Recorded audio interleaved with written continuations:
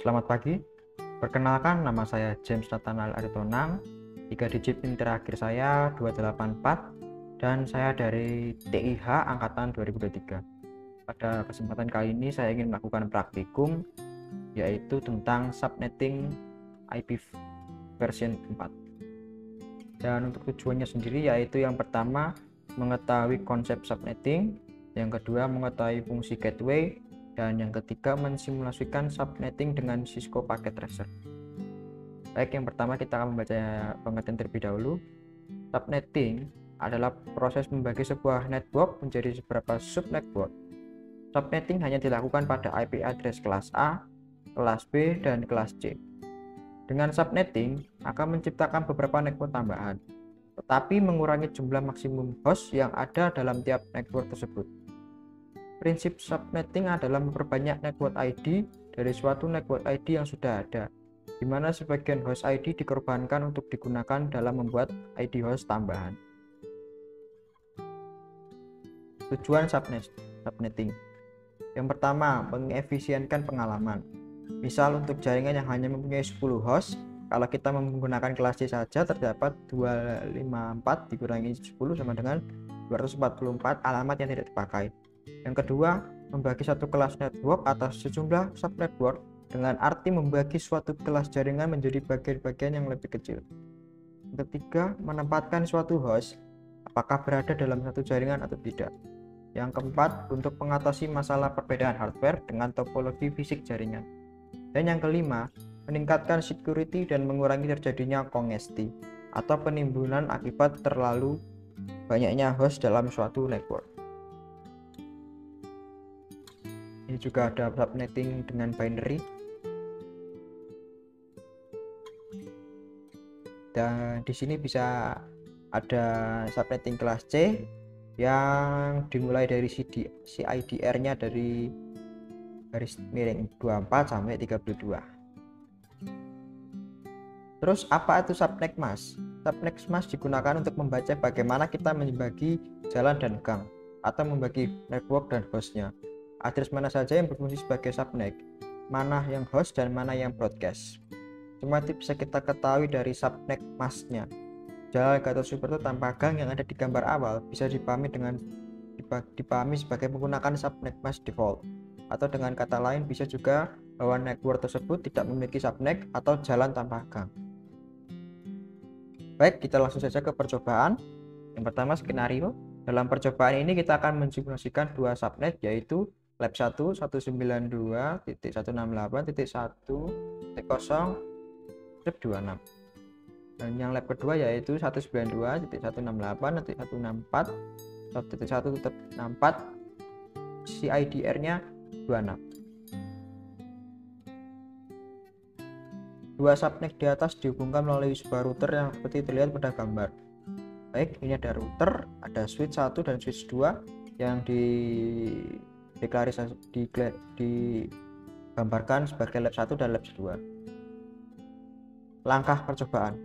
Buat simulasi jaringan seperti gambar di atas, termasuk setting IP gateway router, IP address PC, net mask PC, dan gateway PC.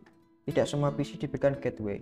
Baik, saya sudah membuatnya seperti yang diminta oleh gambar tadi. Lalu kita lihat di PC 1 yang pertama, dia memiliki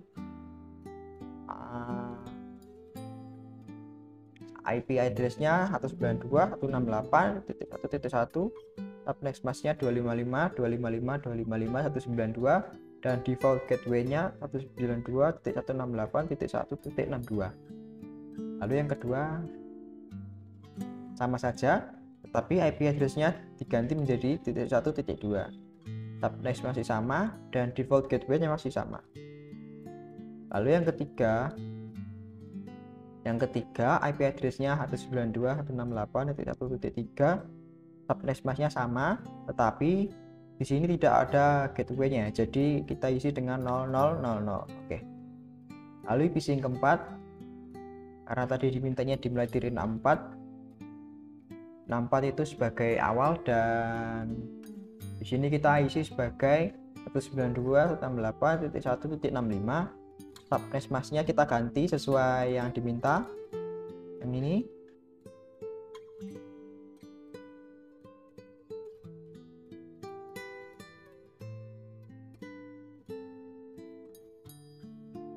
Dua lima lima 192. Yang kelima juga sama, tetapi diganti ke 66, tapi di sini juga tidak ada gateway-nya. Lalu yang keenam juga sama, tidak ada gateway-nya juga, tetapi IP address-nya diganti ke 192.168.1.67. Baik, kita langsung saja ke nomor 2. Setelah setting IP selesai, pindahkan mode ke simulasi, lalu buat skenario seperti berikut. Edit filter event list ke IP version 4 ICMP. Masuk ke simulation, masuk ke edit filter, lalu kita matikan semuanya, dan kita sisakan yang sisakan ICMP aja.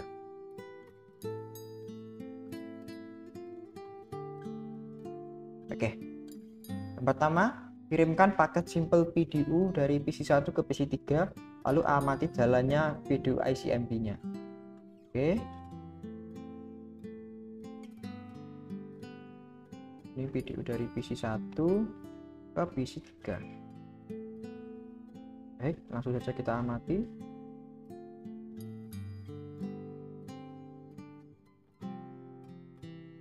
Suratnya berjalan dan kembali ke PC3 dan bisa kembali. Oke, ternyata bisa ya, karena ini masih dalam satu switch, jadi masih dalam satu gang. Baik, selesai. 2. Kirimkan paket simple PDU dari PC1 ke PC4, lalu amati. Sudah ya, PC1 PC4, dari amati.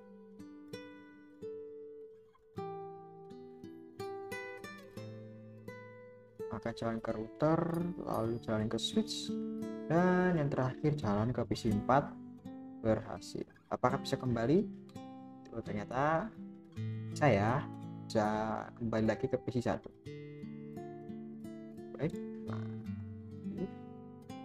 kirimkan paket simple PDU dari PC. Yang ketiga, kita mulai saja dari PC kedua ke PC 5. Karena PC5 ada di lab 2, maka pesannya berjalan melalui router dan ke PC5. Tetapi muncul X yang berarti pesan itu dia bisa kembali lagi ke PC2 karena PC5 tidak memiliki gateway.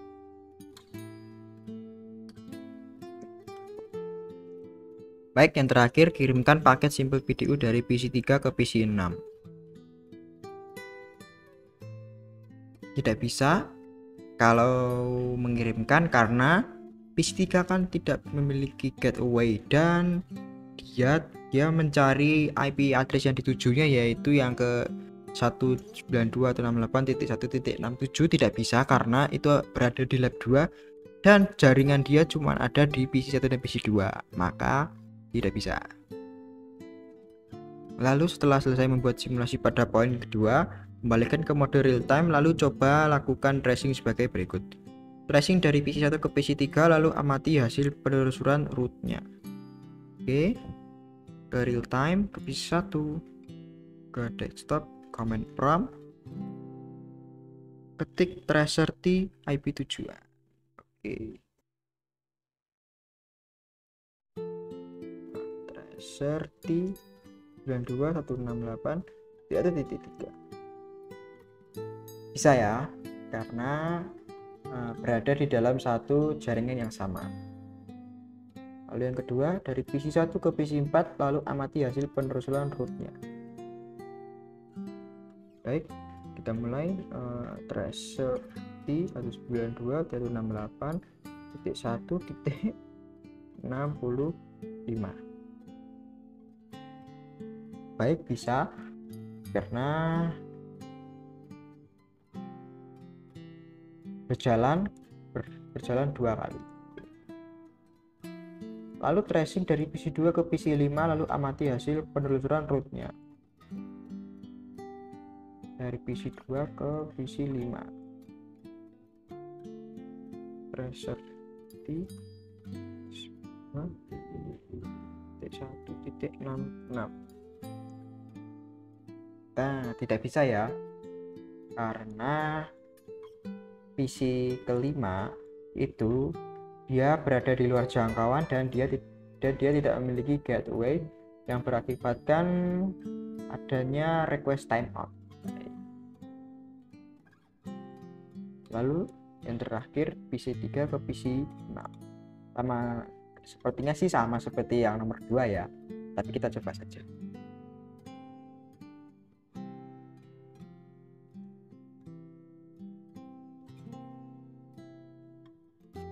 Baik, tidak bisa ya, karena kalaupun bisa seharusnya cepat dan trace copy. Baik, cukup sekian saja video praktikum jaringan komputer pada hari ini. Ada kurang lebihnya saya mohon maaf. Terima kasih dan sampai jumpa.